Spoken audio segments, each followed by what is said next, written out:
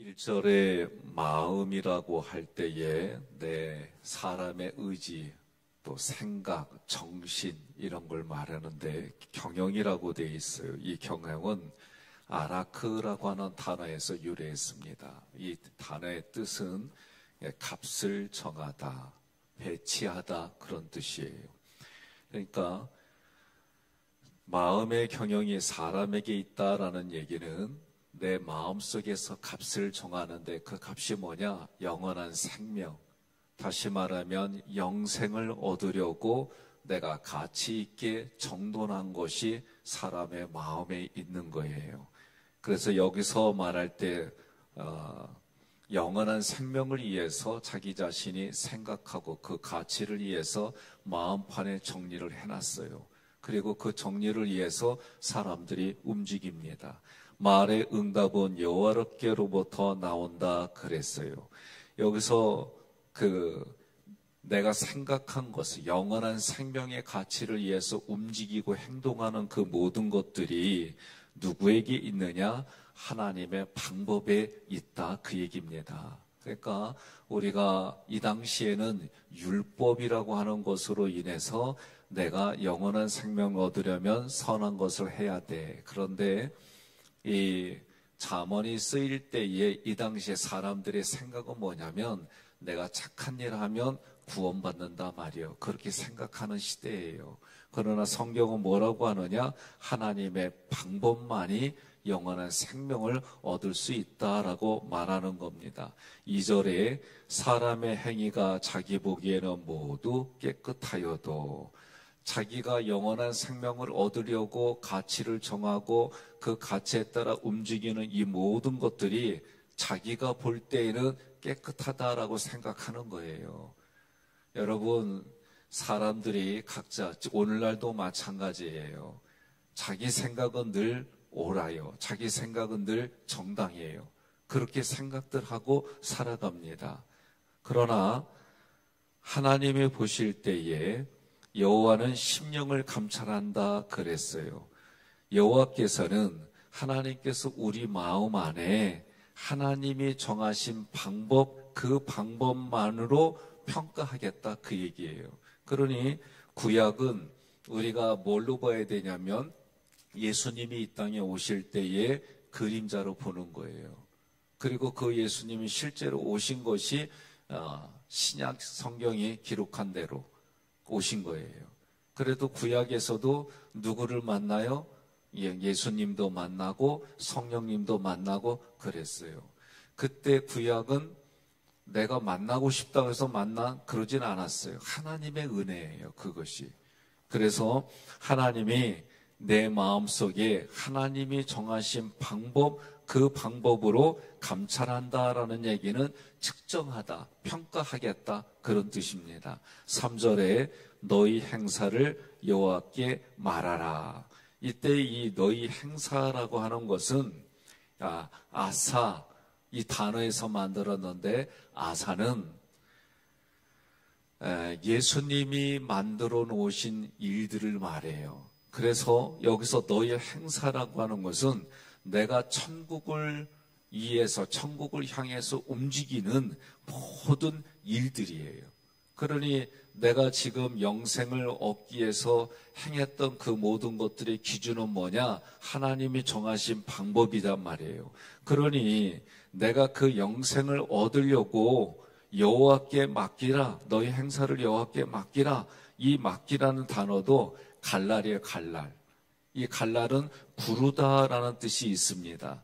그런데 갈랄은 좀 더 구체적으로 말하면 내 자신을 여호와께 굴리다, 또 여호와께 위탁하다, 여호와께 내가 무언가를 제거하다 이런 뜻이 있습니다. 그러니 너희 행사를 여호와께 맡기라. 내가 영생을 위해서 움직이는 그 모든 일들을 위해서 먼저 자기 자신을 내가 천국 가려고 생각했던 기준을 없애라는 거예요. 그리고 오직 하나님께 자기 자신을 위탁하고 그리고 하나님의 것으로 하나님을 신뢰하라. 이게 그런 뜻이에요. 맡기라는 것이. 자, 그 다음 9절. 그리하면 내가 경영하는 것이 이루어지리라. 여기서 이 경영한다라고 하는 것도 뭐냐? 내가 천국을 가려고 영원한 생명을 얻으려고 생각했던 이 모든 것이 어떻게 되느냐? 확고하게 준비되어져서 이루어진다. 이렇게 말하는 거예요. 여지껏 우리가 이 구절들을 이용할 때 너희 행사를 맡겨라. 그러면 내가 어떤 행사들 그렇게 접근을 했어요. 그런데 구약도 어근을 찾아서 이렇게 찾아보면 하나님과 나의 관계, 누구를 통해? 예수를 통해 하나님과 나의 관계가 이루어지는 거예요. 많은 사람들이 신을 찾아서 세계 곳곳 전국 방방 곳곳으로 찾아가요. 그런데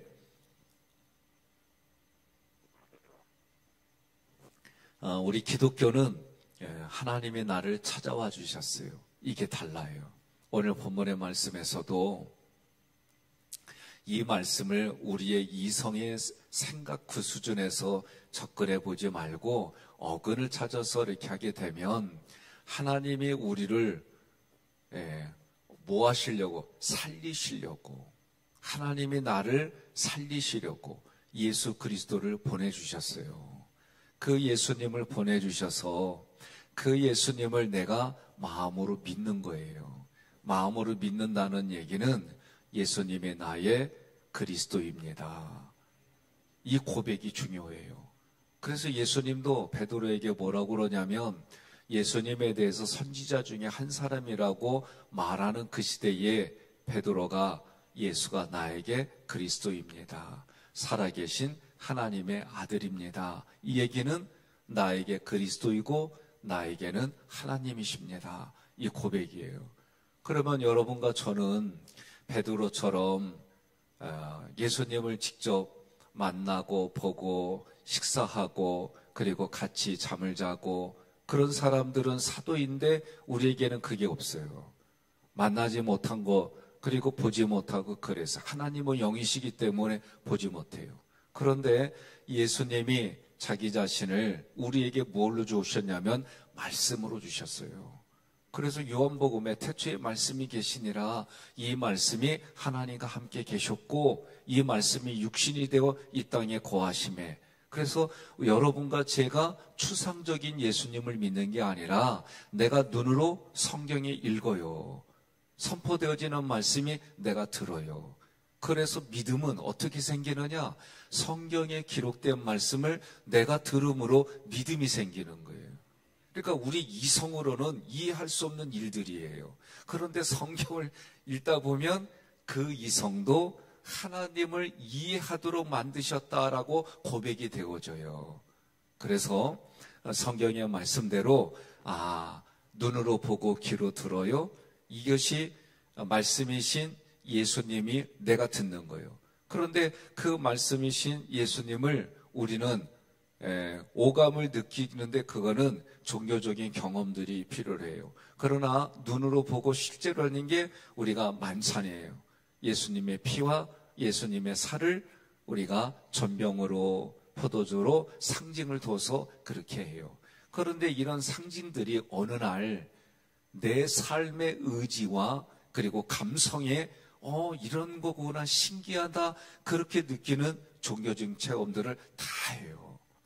중요한 것은 말씀이신 예수님이 기록된 대로 내가 행했더니 생각지 않은 경험들을 하게 돼 있어요. 그러면서 어떻게 돼요? 우리의 신앙이 조금 더 깊어지는 거예요.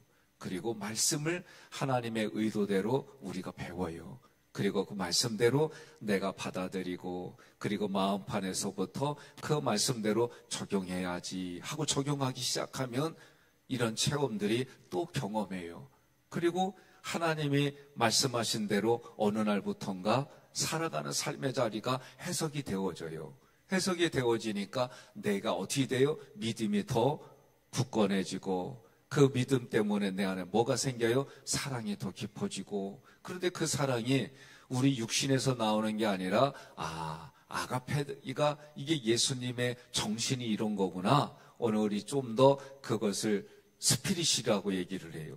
그래서 그 하나님의 정신이 이런 거구나. 그러면 내가 이런 현장에서 이렇게 살아야지. 그런 구체적으로 신앙생활을 해요.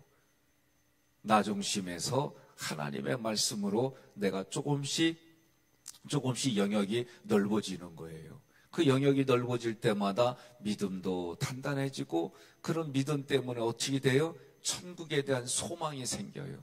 그러면 내가 죽어서만 가는 그 나라가 아니라 여기서도 하나님의 나라가 여기 있다 저기 있다가 아니라 내 마음 안에 있다고 믿어지고, 그리고 그 내 마음 안에 있어지니까 어떻게 해요? 넉넉해져요.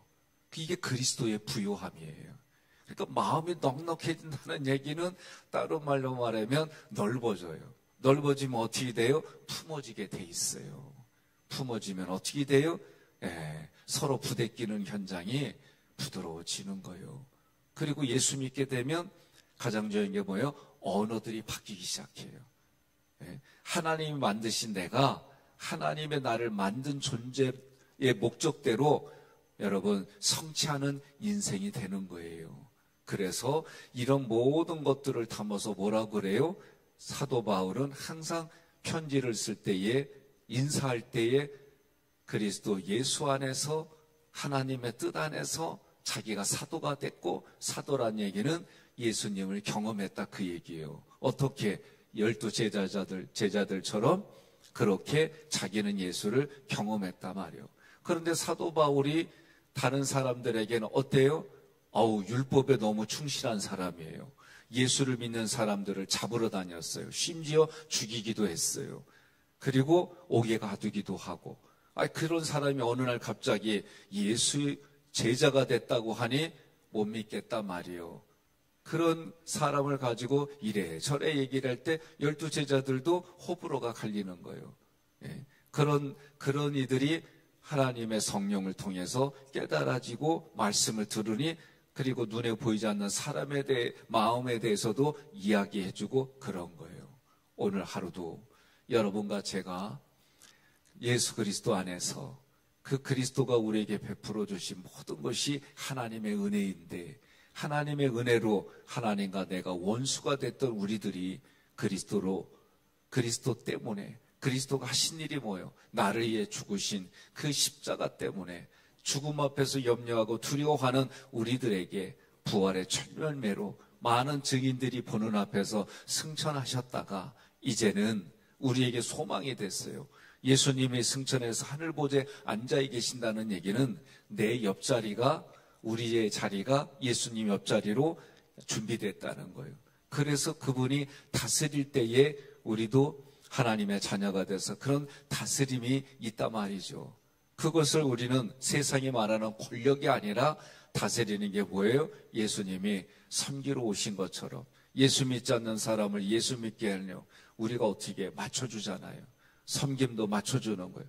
맞춰줘서 어떻게 하라고? 서로 수준이 맞게 교제를 하라고. 그래서 삼일체 하나님과 교제한 부분들을 가지고 여러분과 저는 세상을 살아가는데, 교제를 어떻게 하느냐? 오늘 새벽에 기도하는 거예요. 말씀을 듣고 그 말씀대로 내가 결단하기 위해서 또 지키려고 오늘 이 새벽에도 하나님 앞에 여러분과 제가 기도로 교제하는 거예요. 하나님의 뜻이 무엇입니까? 오늘 여러분, 우리가 살아가는 삶의 구조에는 어려운 일도 있고 쉬운 일도 있고 다양한 일들이 있어요. 그런 상황 속에 하나님이 원하시는 게 어떤 일입니까? 하나님이 기뻐하시는 일이 어떤 일입니까? 그것이 깨달아지고 내 안에 확신이 되어진 대로 오늘 하루도 여러분과 예수의 이름으로 사는 거예요. 예수의 이름으로 살 뿐만 아니라 예수님의 피로 살아가는 줄 믿습니다.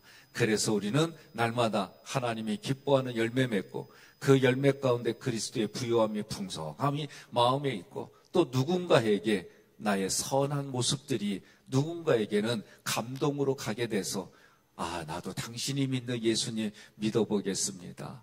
권면하는 거예요. 예? 어제도 우리 권사님 남편이 제가 처음에 왔을 때 예수님을 말로는 믿는다고 그러는데 아주 냉랭하게 대하던 분이요.